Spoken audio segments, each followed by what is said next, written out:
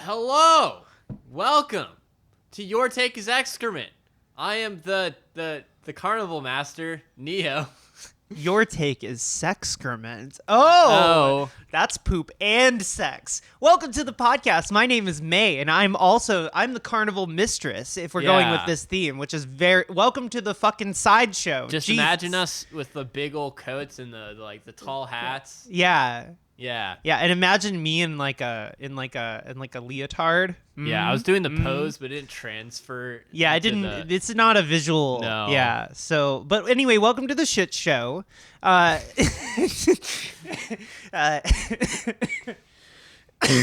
mean, it is called Your Take is Excrement.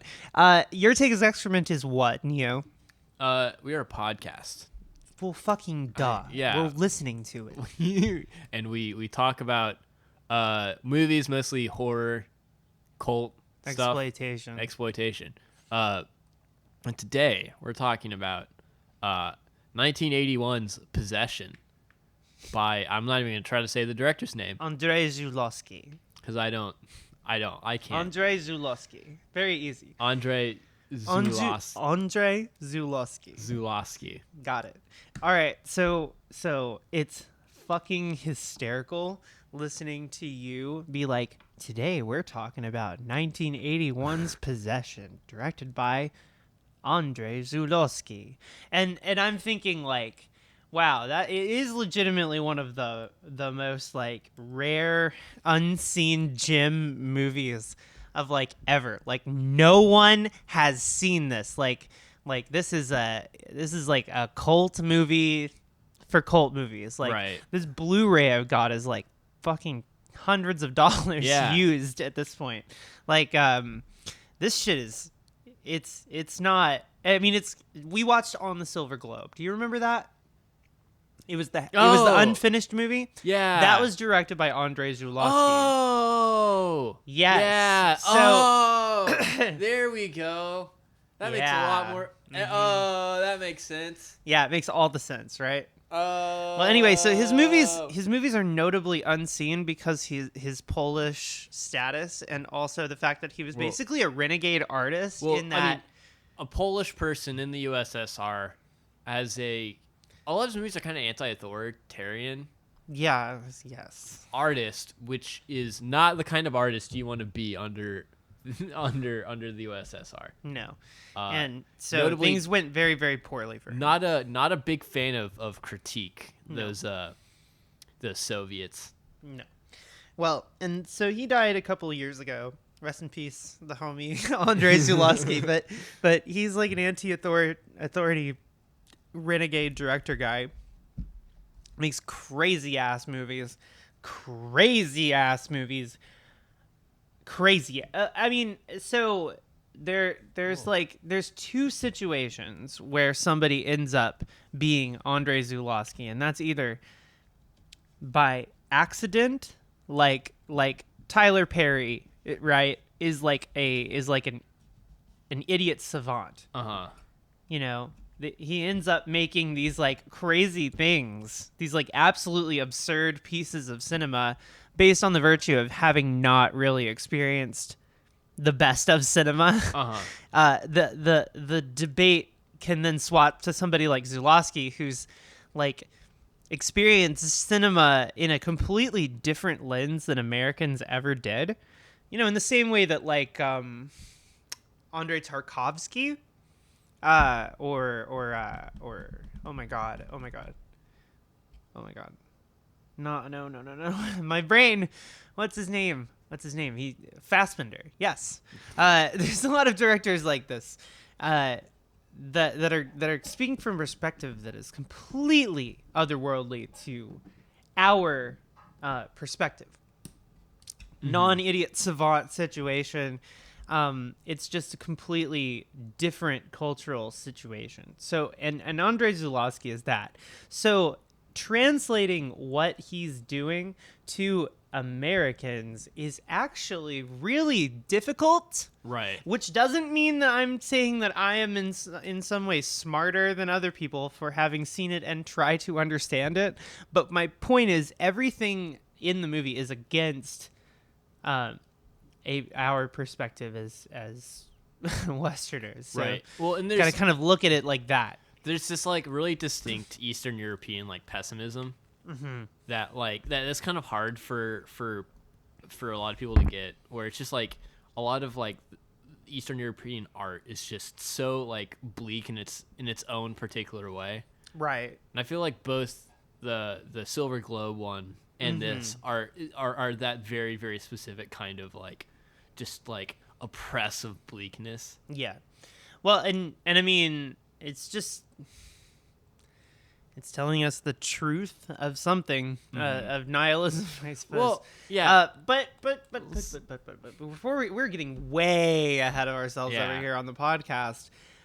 Today we are going. Well, first off, our sponsors. Oh yes, we'd like to thank our sponsors, hashtag iHunt, and Machine Age Productions, the YouTube show Blood Thing, and Ambient Dream Studio. It's Etsy store.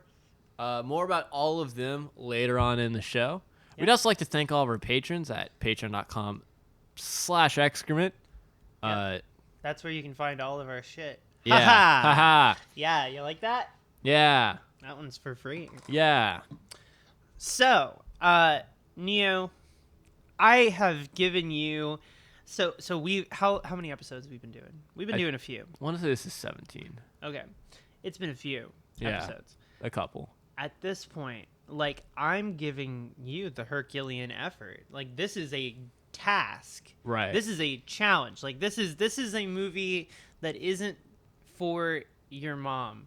Even though I have shown it to my mom and she did not like it. What? Really? She did not like it. I She can't did not imagine understand it, and she started to fall asleep about 2/3 into it. After it stopped being a slasher film. So, Neo, Yes. can you please explain to the good people at home, So, possession? the main character is man from Jurassic Park, Sam Neill. Sam Neill. He's just excellent in this movie. He's really, really good. Have you seen Event Horizon? We've talked about how I want It's to. terrible. It's like the worst movie ever made. Yeah, but it's just super bad. I want to because it's like but Sam Neill is fucking great. it's in like really Warhammery for whatever Yes. reason. Yeah, it is. So I want to see it because of that. But anyway, yeah. So it's Sam Neill, and I didn't think he was a very good actor from Jurassic Park, but he fucking kills it in this movie. But anyway, so he's a spy, in the movie, and Yeah. he's decided to stop spying to be a family man. But he comes home to his family, and his wife hates him, and has already just moved the fuck on, and he just cannot cope with that. So the rest, so for a while, the movie is both him and his wife are driving each other to absolute sheer psychosis, and they're like, he's just being really abusive towards her, and like, it's just, they just get caught in this like abusive codependency kind of. Well, While it's like they're a both- very extreme depiction of this. I Yeah. think that's the big notable thing here is, like, the movie starts and you're like, okay, this is a very odd fight Yeah. between a couple. And then the next fight, you're like, this is a very strange fight.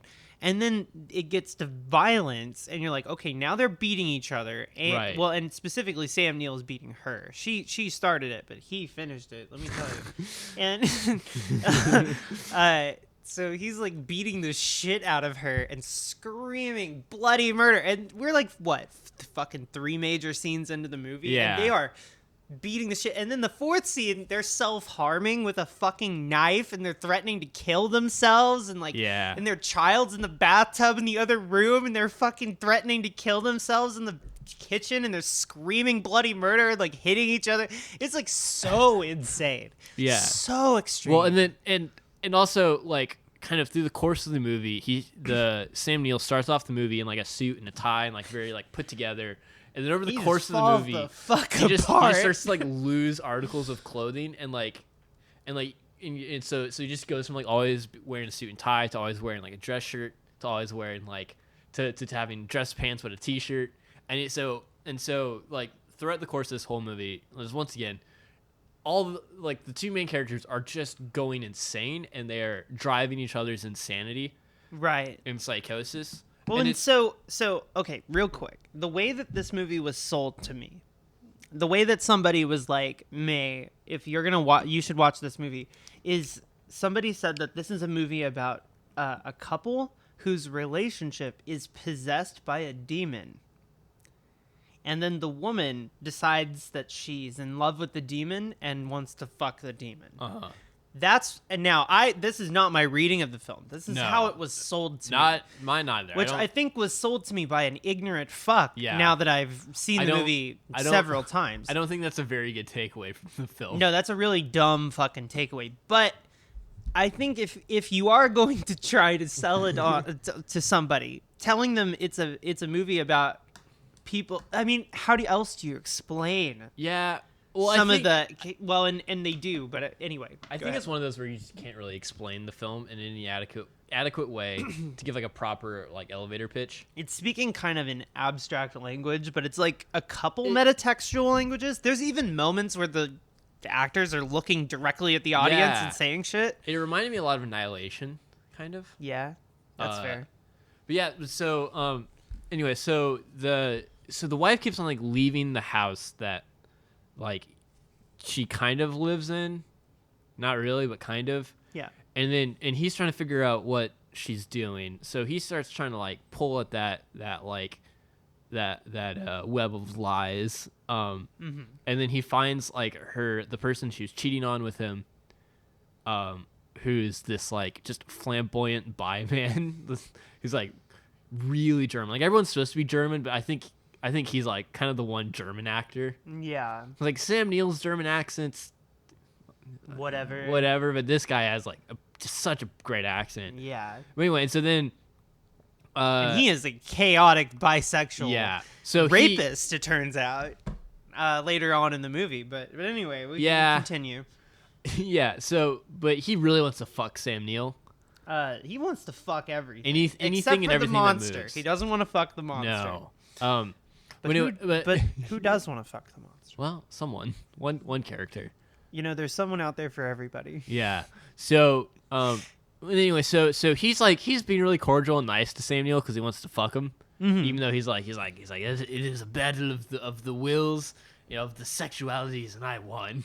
And anyway, so then Sam Neill tries to fight him, and he kicks Sam Neill's ass with karate, I suppose. I don't know. Well, he like whips his ass in a very action movie scene. I mean, well, I think the bit is he's supposed to be like the Zen master. He's supposed to be like he's one in body and soul and spirit, and he's like emotionally with himself, and he has achieved enlightenment. Right. He is capable in the way that Sam Neill is not. Yes. He possesses a mental dexterity that Sam Neill doesn't, and therefore Isabella Adjani's character would really like him in specific. Right. And so he is the Chad. Yes. But then we learn that even he is not the Chad. The actual Chad is the Uber Chad. The Ubermensch. The Uber Chad God. Whoopsies. Yeah.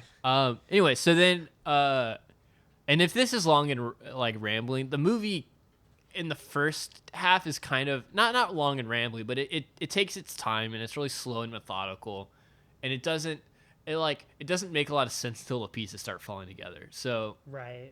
Anyway, so then after meeting this guy, he then finds out that the wife is not actually visiting the guy cucking him. The wife is somewhere else. So now he's trying to find out where his wife is, because it's not with the person the Chad. The Chad. And at about this point, we also find out that the main character is cheating on his wife with her best friend, who looks exactly like her, because it is exactly her. Well, no, that's a separate character. Oh, right. Yeah. Right, so there's the best friend, but then he also starts a relationship with his son's teacher, who's played by the same actress, but has like green eyes. Right. And brown hair. And so so while he's like actively cheating on his wife, he's also trying to find her. But then like the detectives find the wife in this like abandoned apartment. And then while they're looking through it, they find a tentacle flesh monster. Yeah. And then she starts killing the private investigators and feeding them to the flesh monster. Yeah. So Hellraiser? Yeah, that's actually, I don't know, I can't remember if I said that while we were watching it, but I was like, Hellraiser. I definitely was like, wow, this is just kind of Hellraiser. But instead, it's but it's God. It's a god. It is an SCP like god thing. They they talk about it being God. I think it's more she's assembling the Ubermensch. Whereas the so anyway, so to spoil like the end, she's actually assembling Sam Neill's character, but her like idealized version of him. Yeah. Yes.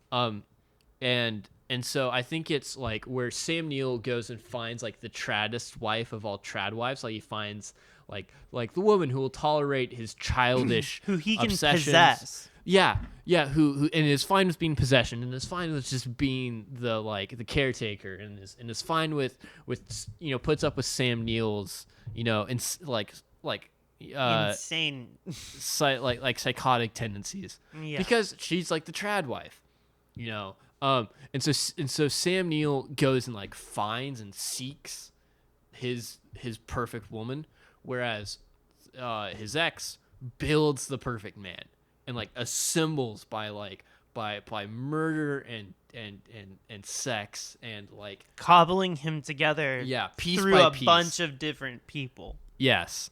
Anyway, and so to jump back to again, so then Sam Neill kind of figures out what's going on and starts feeding the flesh monster and sending people there to be devoured by it because he's trying to be supportive of her. Right, but also he sends in things that are doomed to fail. Yeah. And then the cops kind of find out. Yeah. I feel like I'm missing a step. Am I missing something? So the Chad. Yeah, the Chad goes in and gets killed.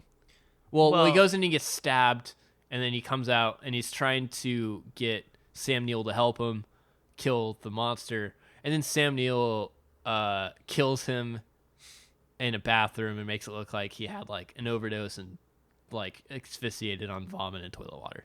Yeah, pretty much. And then and then he went and talked to the guy's mom. I didn't really get that scene, but at that part of the movie, I was really, really tired, so I was just kind of like fading in and out.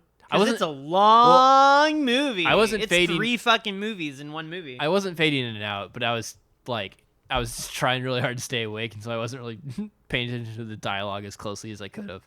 Fair enough. It's also very weirdly ADR'd. Yeah, and you can't really hear things very well. Anyway, so he talks to the Chad's mom, and they have this whole bit. Anyway, and so then they go. The cops are kind of closing in on everything, and he starts covering and like fighting the cops for his wife, or his ex-wife. Oh no! What I missed was there's this scene where like she's in the Autobahn or like the subway, and she's just like having this like possession. She's a miscarriage. Yeah, possession like miscarriage like insane. And then it cuts to her saying directly to the camera, "What I had back there was a miscarriage of faith." Right. Yeah, and so she says that Faith and Chance are like 2 sisters that are both dead. And they're both looking at each other, waiting for the other one to die first. And they're both going to die, but they're both waiting for the other one to die first. And she's in the middle of them. Mm-hmm. So she knows that when they both die, she'll die. So, like, when the thing that she has in the subway is a miscarriage, she claims to be a miscarriage of faith. Right. Which is to say that Faith dies, therefore, the other thing dies. What was it? What was it? God. Or chance, I mean. Chance. Yeah. Yeah. So Faith dies. Chance then, of course, dies. And then, of course, she assimilates into the possession of, like, the creature. Right. Right. The Ubermensch. Yeah. Anyway, so they start getting like this big old shootout with the cops. It just turns into like an action movie. Yeah, it's like a spy thriller for a bit. Yeah. And then It just turns into that. and then so he, like, the main character's all like shot to hell, and he's climbing up these stairs, and then he sees his ex-wife also get shot to hell, and they're like laying there dying together, and then the Ubermensch like walks up the stairs and isn't getting shot, and he like looks at them, and he's just Sam Neill but like with green eyes. Ooh. Spooky Sam Spooky. Neill. Yeah, and so he's better, he's bulletproof, he's quote unquote, he's supposed, according to the ex-wife, he's like God. So he escapes the police and then goes and meets up with the trad wife. The green-eyed trad wife. Yeah, so they're like their creations, their perfect creations of each other end up meeting together, and then the world dies in atomic fire as World War III happens and everyone nukes each other. Right. Well, and so I think the metaphor could potentially be fairly clear, but one of the opening shots is the Berlin Wall. Right. Right. So it's as if the two perfect things are East and West Germany, and both sides immediately are trying to perfect. Right. Make perfect versions of that country, and they want to assimilate the other two, but if they ever actually got what they wanted, the entire world would fall apart. Right. Well, and also like there's something to be said about like both East and West Berlin were like the poster child of whatever side. So like, you know, Yeah, exactly. it was like, you know, it was important for like the honor of the Soviet Union to have Berlin, and their Berlin is the best, and it's such a big deal for America and NATO to have their Berlin, and it's right. like perfect, you know, it's perfect utopia and whatever. And so like there's also this element of that going on. So they and well, and the violence in the relationship, I think, is very directly correlated to the violence that's represented between the two sides. I mean, obviously, I think the movie has a political bent. I think it also talks about relationships. It's kind of like a big old thing, Right? And also, the director was going through a divorce. Yeah. Well, and he was also being kicked out of his country. Yeah.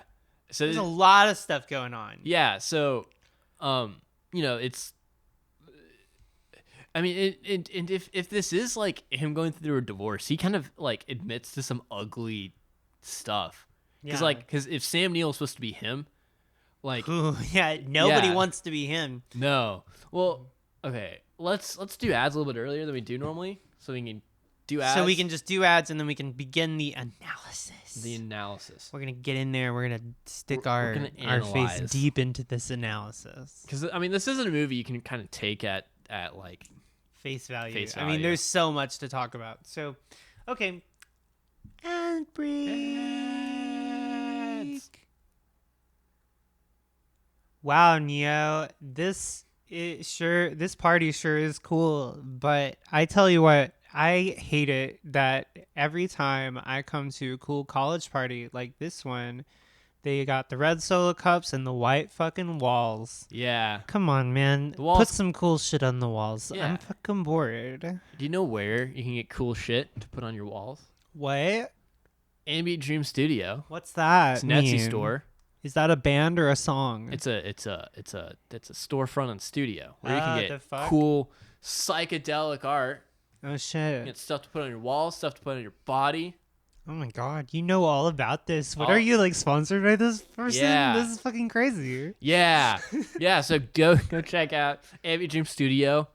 Don't listen. The meme of the like person alone in the apartment with like a TV, a couch, and a bed. Yeah. Don't be that meme. Yeah. Like, I was that meme for a long time. And then nobody wants to party at that person's house. And I realized the error of the ways. Put some art on your walls. Okay, we'll put it on the wall. But hear me out. Hear me out. I think what would help this party be bumping a bit better is if maybe we put a little something on the TV. What do you think? Yes. What do you got? And Any ideas? Any ideas? Blood thing. What's that? It's a YouTube show. Would it be good to show my friends? Yes. What if we're all at a party? Yes. Oh, okay. Wow. Blood That's great. The number one perfect. party YouTube show put on Number during one. parties. Number one. Or it should be if it was a just world. Turn on blood thing. Yeah. Spin a record, you know? Make your own soundtrack. Spin a record. Links are in the description. Yeah. Oh, And what you know- description? We're at a party, Neo. Oh, I'm sorry. Are you okay? Are you No. Are you a simulation? Yes. Are you sure? Oh, I'm not only am I a simulation, but you're I you're am, funny. You're I am really a funny, Neo. You're such a simulacrum. funny guy. You're such a funny guy. And Anyway, you know what the best way to end a party is? what? How? How? By How? playing #iHunt. Oh my god! With all Neo your with his friends.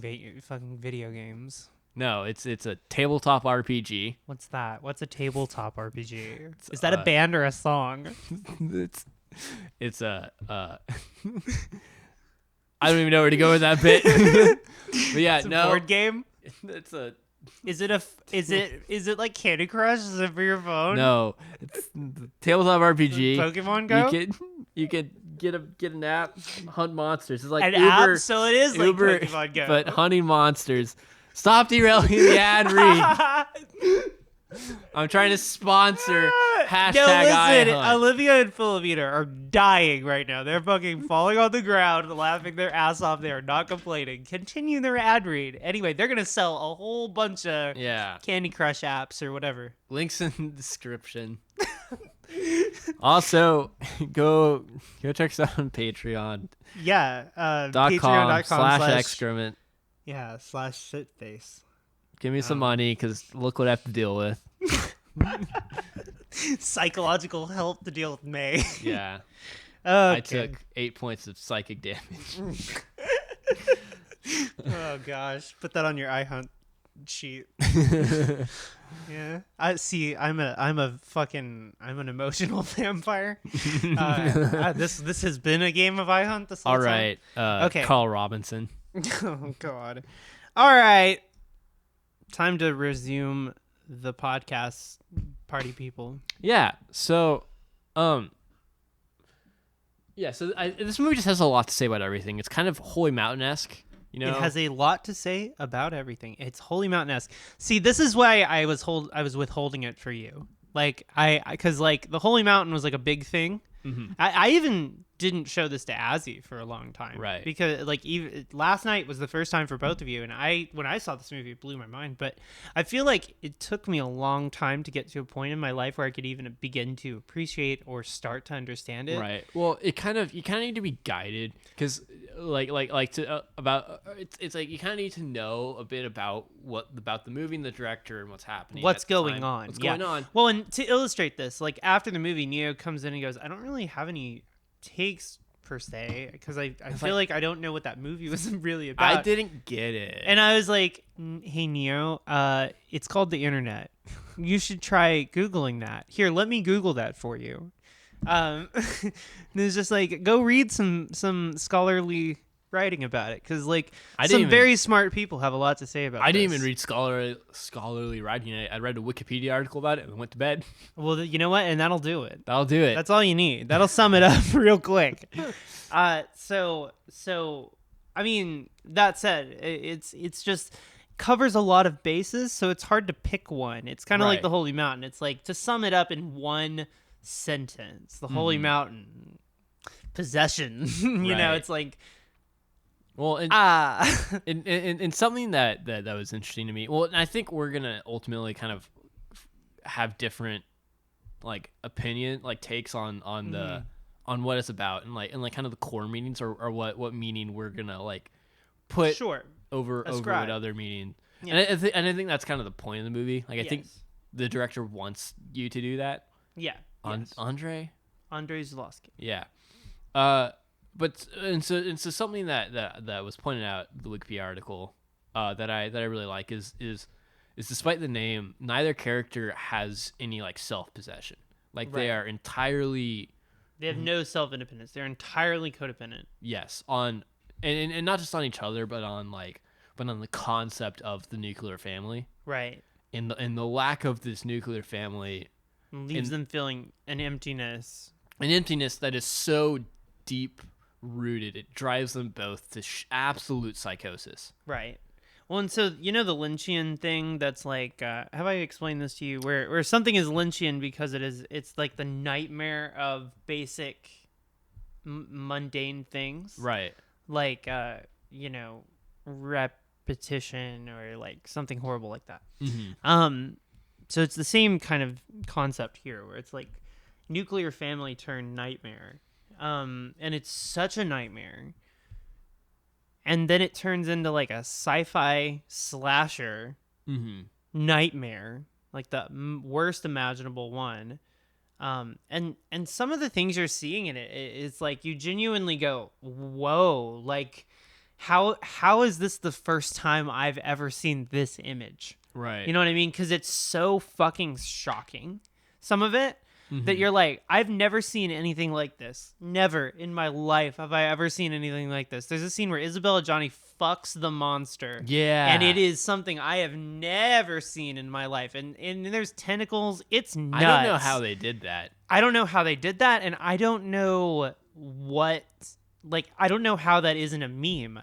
I don't know how that isn't something that everybody knows about. You ever just watch your wife get cucked by a tentacle all the monster time, from man, hell? all the fucking time, and I'm sick of it. By a literal SCP like monster. I come home all the time, and it's just like, fuck. Well, and so it's like this movie has, or SCP has a lot of the aesthetics of this movie, where like all the rooms are just surreal. Like every location in this movie is just this like disgusting. It's just a nightmare. Falling apart. Yeah.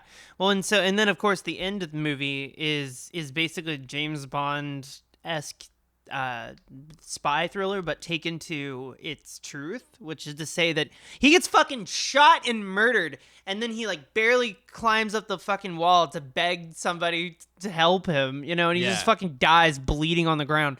And well, actually, no, he doesn't. He's bleeding out on the ground. He ends up miserable because his wife committed suicide on top of him, so he has to jump off to his death.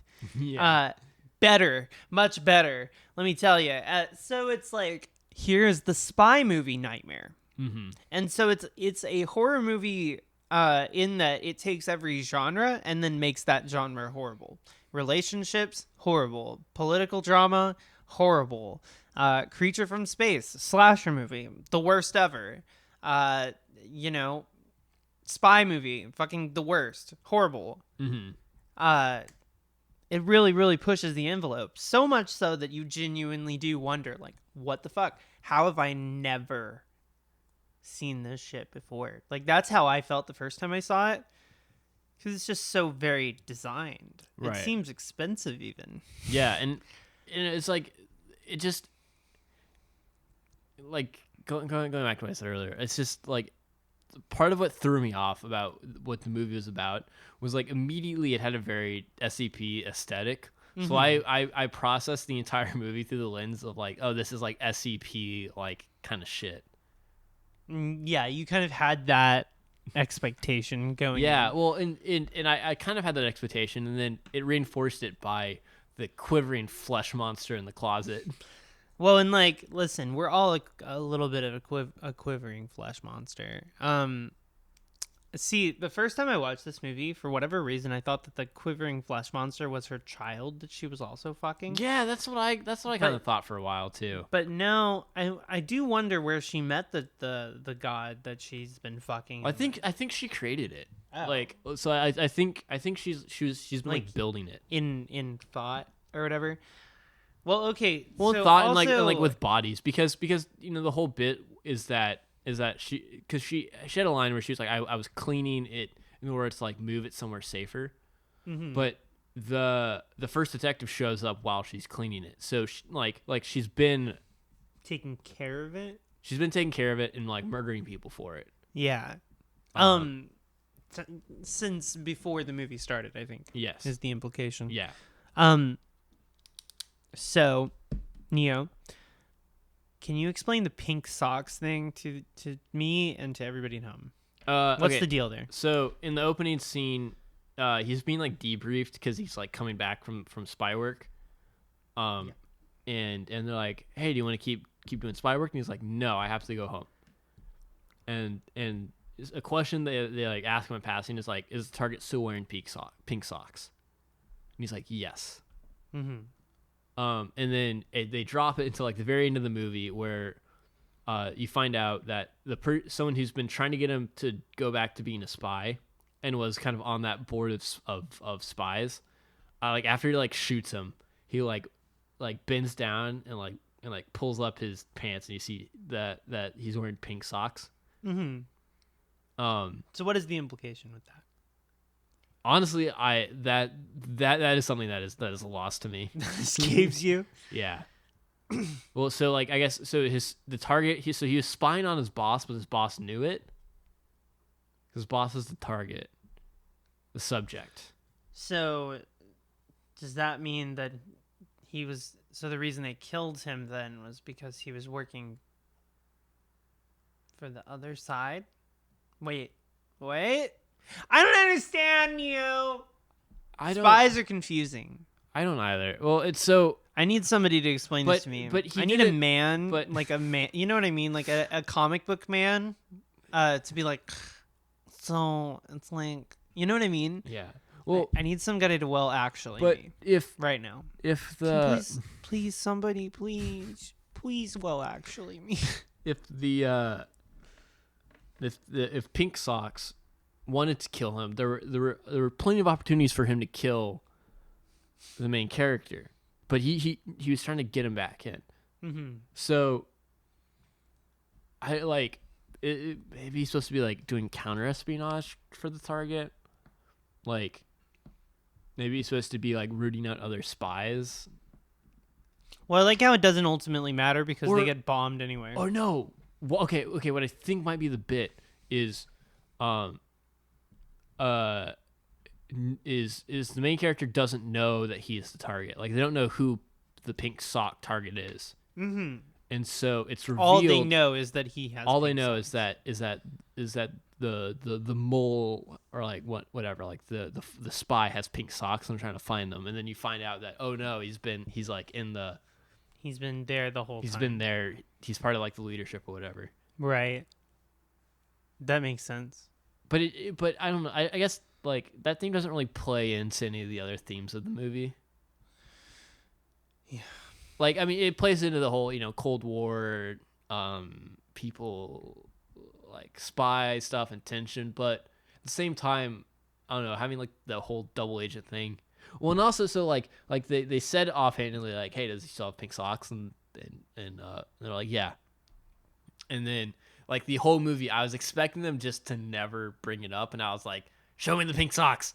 Where are the pink socks? And then they did. And then we were like, well, that's like, profound. whoa. They brought it back at the very, very end. So it was like, okay, that's a reward, right? So Yeah. it's supposed to think about that, and that's supposed to bring about some answers. Well, yeah. So we took a little bit of a break from season 2 because I was like, okay, we got a lot of shit going on, in the world. I think we need a win. We need a W, something kind of good. So I was like, let's hit one of the most challenging movies I've ever seen, or at least probably one of the most challenging movies ever made. And Sam fucking Neill is in it. How is this possible? Yeah, and he's a very, very good psychotic. Well, everybody's fucking losing their mind. Like I've never seen a movie with such unhinged performances. I think that's the thing that people mostly talk about with this is that, especially Isabella Johnny, just screaming bloody murder the whole movie. Like the whole movie, just so intense. Like,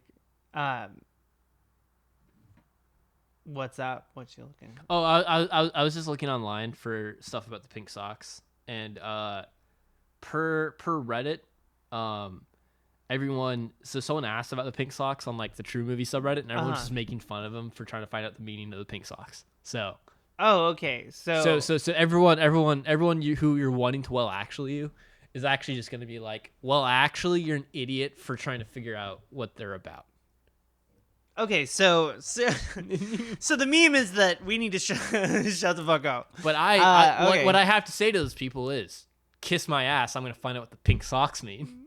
You know what? Why don't you write a paper about that and have it on my desk like here in a month or so? And then we can all read it on the podcast. And it'll be a report on Neo's report on the pink socks. Yeah. My report on the pink socks is they look good. I think more people should wear pink socks.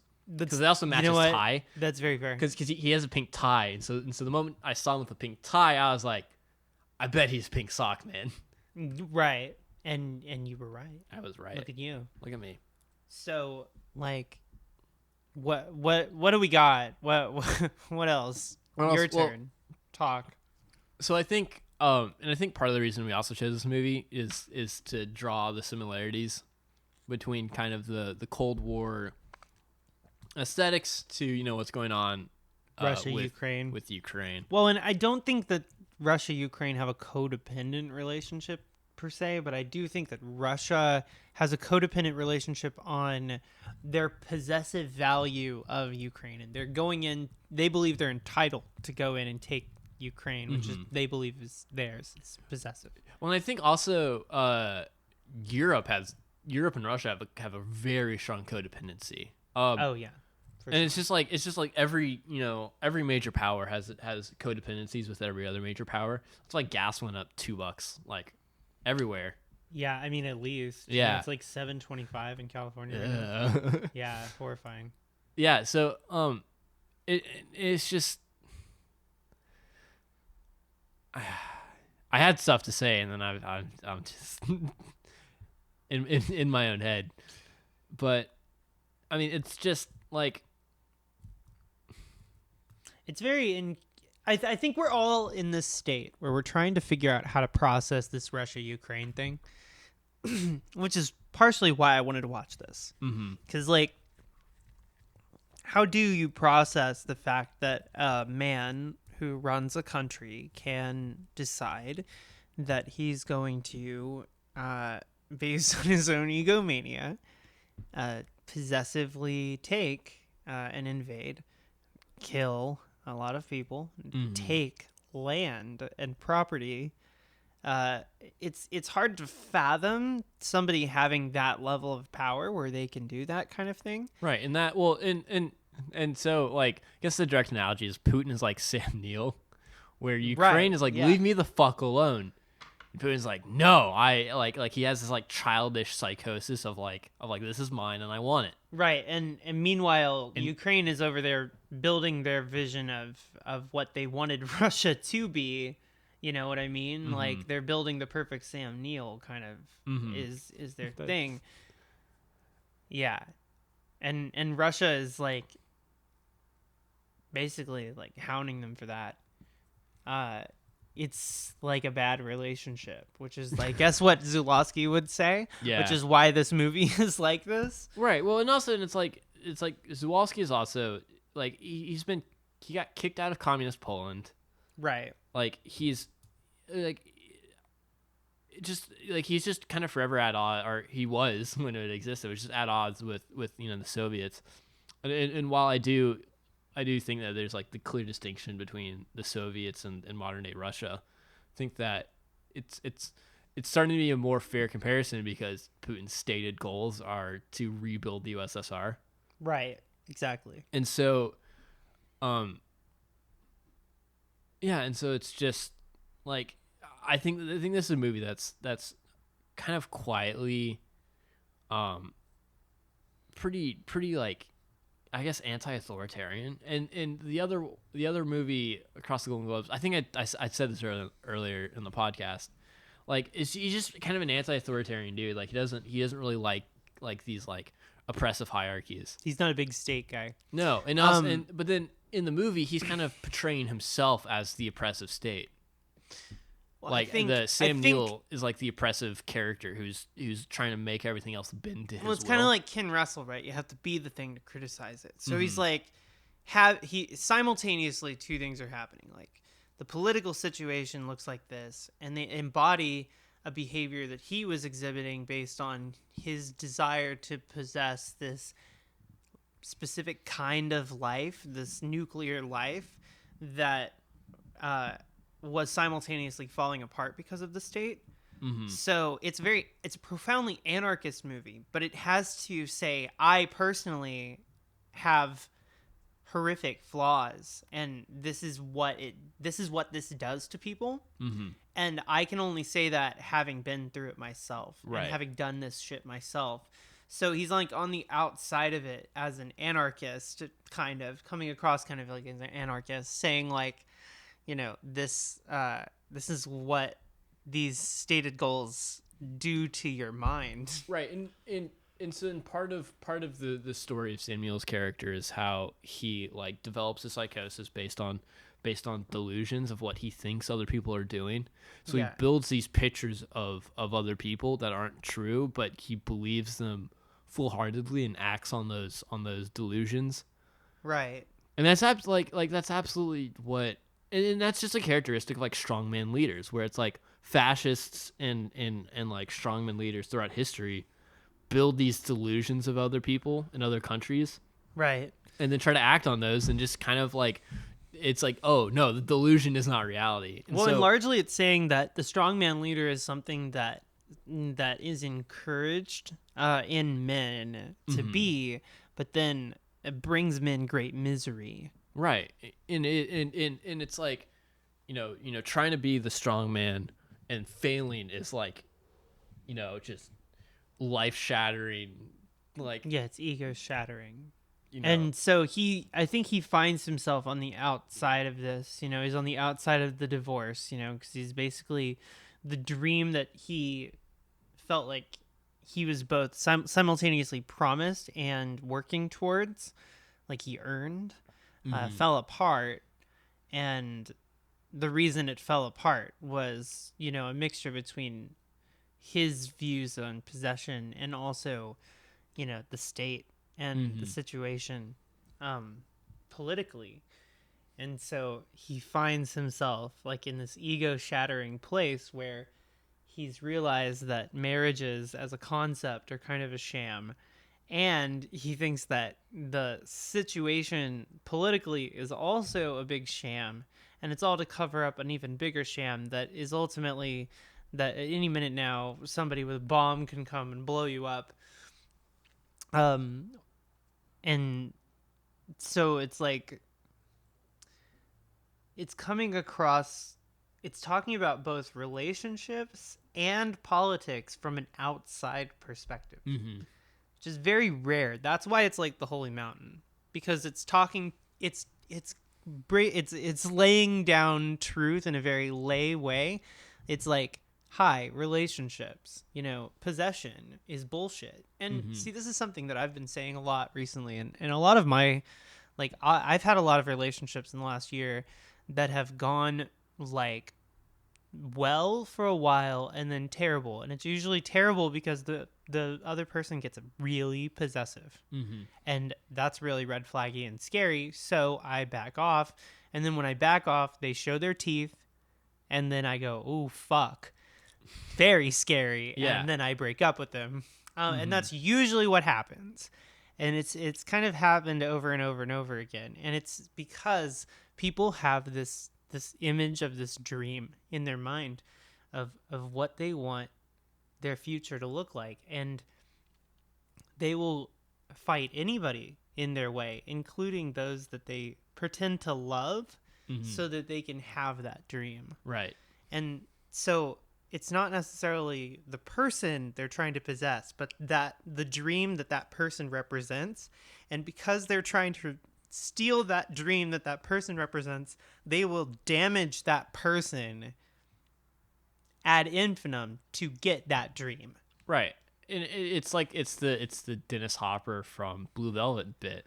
Yeah. Where it's like if things aren't the way I want them to be, I will burn down everything I come in contact with until I will break it until it fits. Yes. Yeah, I will fit the square into the circle, even if it breaks the square. Right. It's like a joke that I've heard is, it's like beatings will continue until morale improves. Right. It's like if you're not happy, I'm gonna hit you until you convince me that you're happy. Right. Well, and like that's kind of like spousal.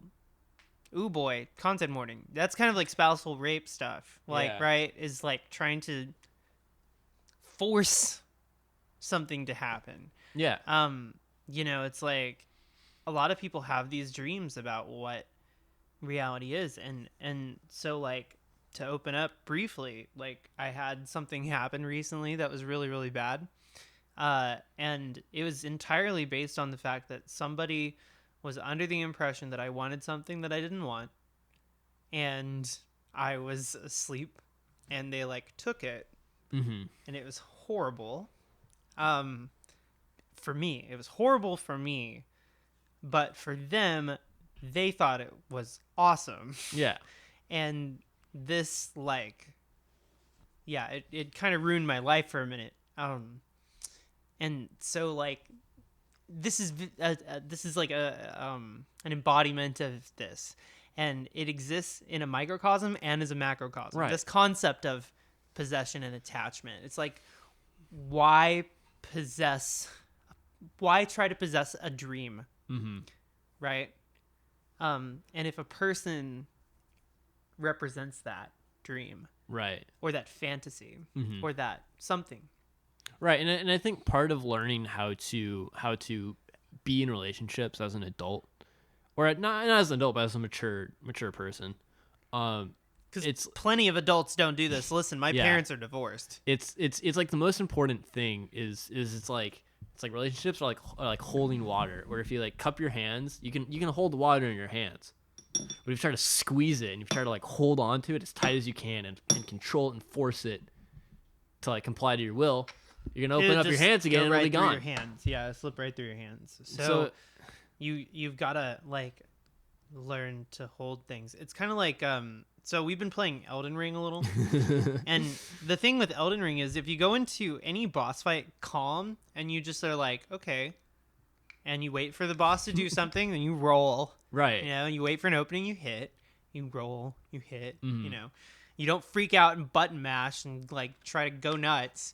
Like you just go in there and you anticipate the game, you chill out, then you usually win. It's not hard. It's just everything is disguised to be intimidating. But if you actually saw the mechanics of the thing you were fighting, like the like like the rods and shit that make up the hitbox, you would not be intimidated by this thing. Well, and there's also like, and I think like what that is, is it's like, if you go into every situation trying to enforce your will, like you're gonna, like reality is gonna kick you in the head, right? We watched The Green Knight earlier. Yeah. That's very literally this. It's like, if you ever go into a situation trying to enforce your will, not only will you fail, but it will crush your ego. Right. And so it's just a healthy thing to do as an adult, is just to approach. And this is general life advice, right? Yeah. And so, and I'm not saying don't have dreams, don't try to do things, and don't have goals that you work for.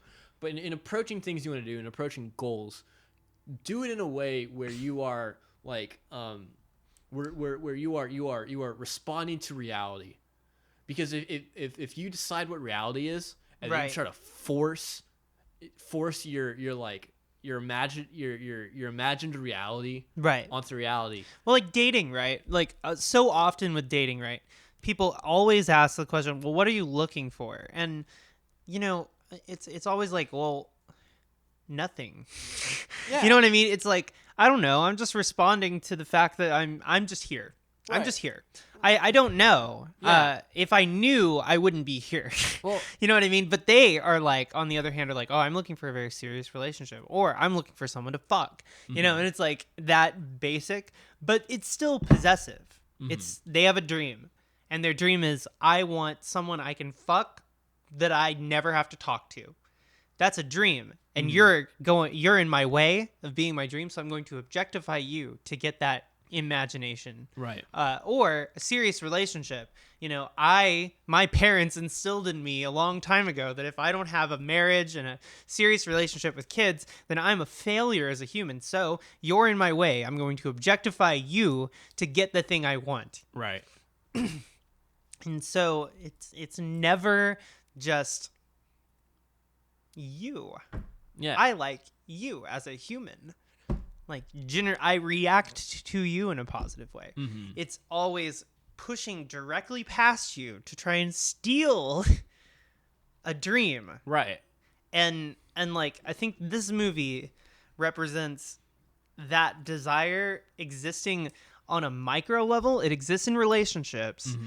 It exists in political systems as well. Mm-hmm. It manifests on a grand scale, this desire to steal a dream, and that's like the truth of possession.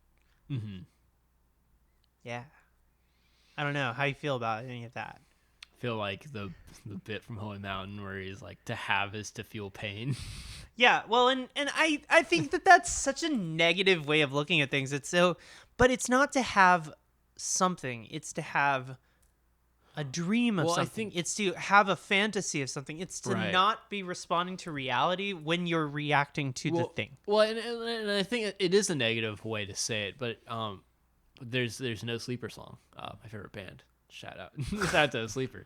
Where it's like the song is called. It's like the to love, understanding love is loss, right? Yeah. Where it's like you know, and not it's like and don't take this as like a negative in the negative way, but also it's like it's when you're possessing something, it's like it is better to have this fundamental understanding that that atrophy exists, and eventually, based on the laws of the universe, like just based on reality, that thing is going to change. I've talked a lot about spinal catastrophism. Yeah, that's very much the same. And so it's like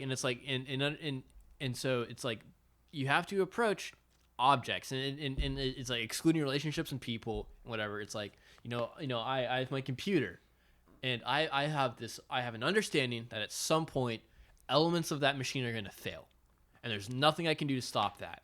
Right. And so it's if I approach, so burn your money. Well, get the failing device.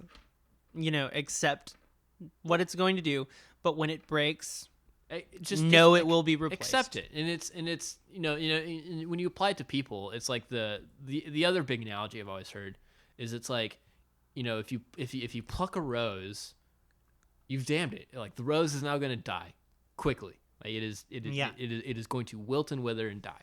But if you have a garden and if you leave it there and if you leave it planted and you take care of it and you just leave it in the garden and like leave it its autonomy and leave it its like self-governance, it'll grow and it'll flourish and it'll still die eventually, but it's like it's not like it, in a week it's gonna die, so it's like relationships, even if you care about that person, you leave them planted, you water them, you like take care of them, right? Also don't pluck them, like don't rip them out, right? Well, and like I find just I feel like I keep going back to this, and maybe this is just hot garbage in my brain, but I feel like relationships nowadays, very specifically the ways, I mean, I suppose they've always manifested this way, but the transactional relationship of it, right? It's like people trying to obtain a thing for nothing. Well, I mean, like we've all been under pandemic for like 2 fucking years.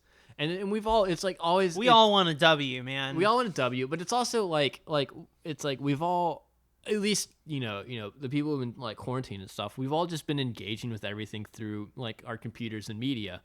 So yeah, I mean, even before the quarantine, like most of my friends have always been online.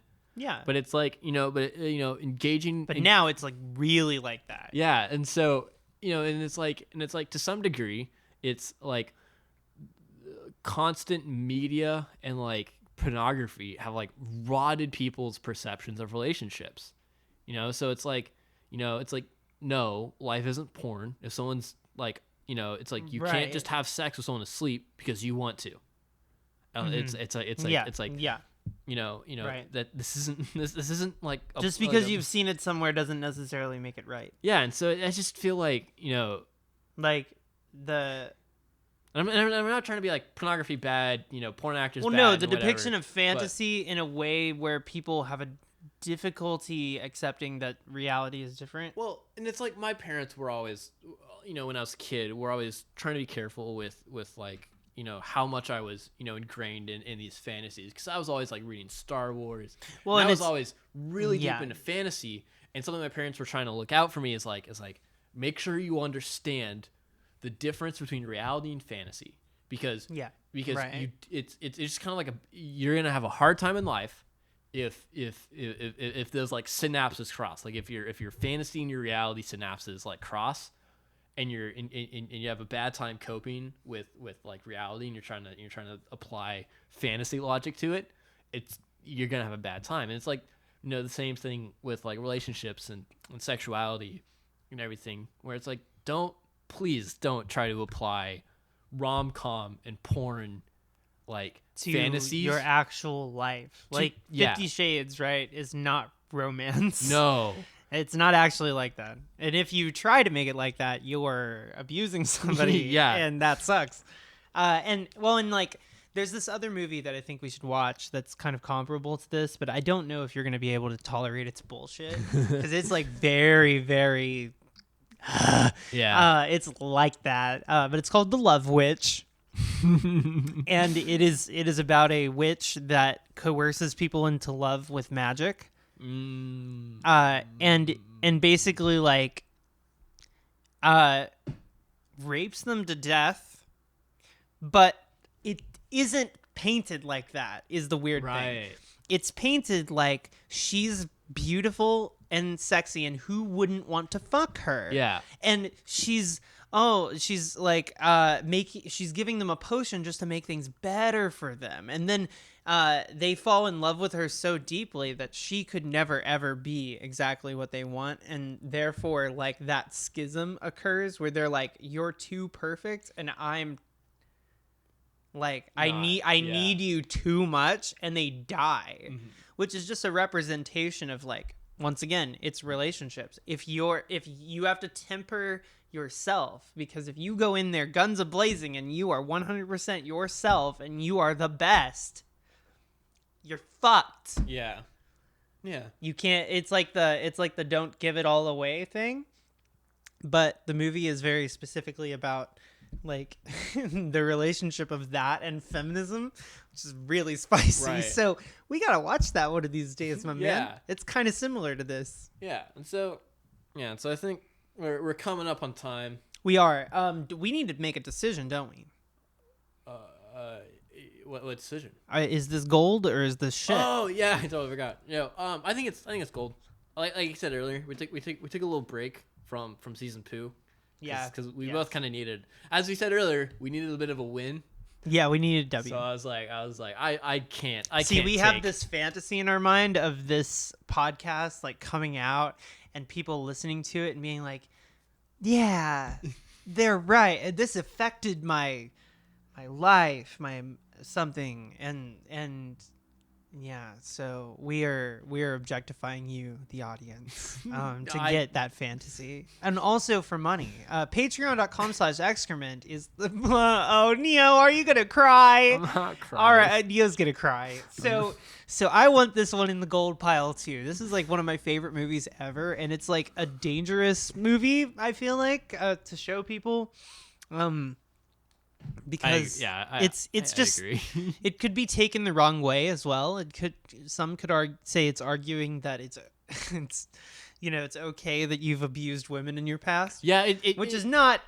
It makes Sam Neill beating the shit out of a woman like justifiable, which is not wonderful. Yeah, and that was like something I was feeling in the movie where it's like, because the movie's like playing with your emotions and playing with it, and so it's like wait, this movie wants me to be sympathetic to him as he's just slapping the shit out of her. It's like, wait, hold up, no, don't do that. But So, all right, everybody, it's time to say goodbye, but we'll be back soon with more podcast for you at home. How about that? Yeah. All right. See y'all later. Bye.